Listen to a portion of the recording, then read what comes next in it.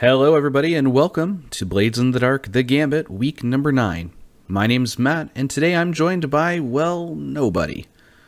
Unfortunately, our Vods for week 9 didn't come out correctly, so to make up for that and keep you all in the loop about the story, we're recording an actual play recap for you. So, here we go. After being told to find a replacement for the heavily injured Weaver, Todd, another skulk among the Gambit's ranks, returns with Emmeline Claremont, aka Ruby, a hound and former friend of Oscar's. He and Ruby were both orphans at the Frogmore Orphanage, and as he went into the life of an inspector, she took a different path down a life of crime, the details of which still remain mysterious.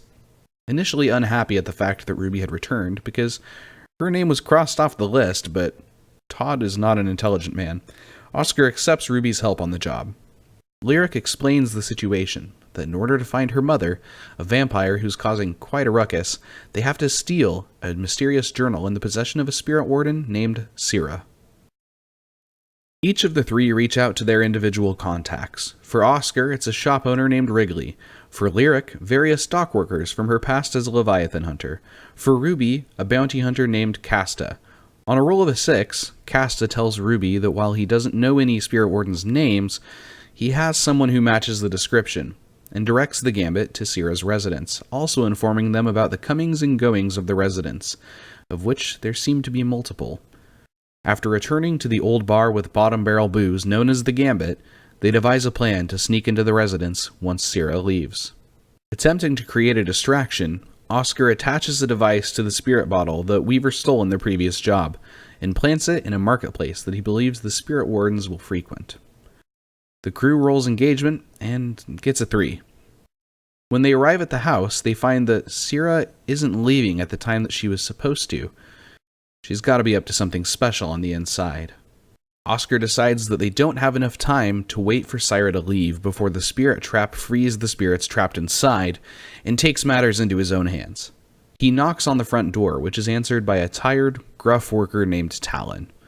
Oscar tries to persuade Talon that he's a confused old man and that he needs to be shown how to get to the market, attempting to lure him away from the house so Ruby and Lyric could enter. Talon, having just come off a long shift at work, and because of my roll of a 2, tells Oscar that he has no time to help him and shuts the door. Oscar returns to the crew and informs Lyric and Ruby that they need to get inside another way. The crew decides to enter through a sewage tunnel that runs under the house.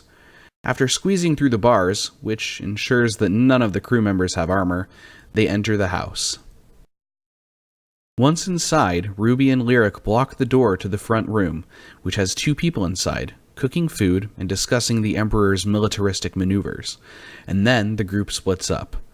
Oscar and Lyric sneak upstairs to find out what Syrah's up to, and Ruby sneaks into a side room with 3 sleeping men inside. She incapacitates 2 of the men and assassinates Talon, cutting his throat and keeping him quiet while he bleeds out, telling him that this is because he had seen Oscar's face at the door. Upstairs, Lyric and Oscar find Syrah, who appears to be hastily packing various items into a satchel. Oscar notices that she has some sort of arcane dampening device protecting her, and tells Lyric. Lyric attunes to the ghost field and lets loose her Tempest ability, and the session ends as lightning crackles towards Syrah. That's what happened in week 9 of Blades the Gambit. My apologies again for not having proper VODs this week. If you want to talk more about the session, you can follow us on Twitter at FriendlyFireTV or hop into our Discord and let us know. We'd love to talk to you about it. Thank you for watching, and we hope to see you next week on our Twitch channel, Tuesday at 6:30 Pacific for week 10 of Blades. Thanks again. Goodbye.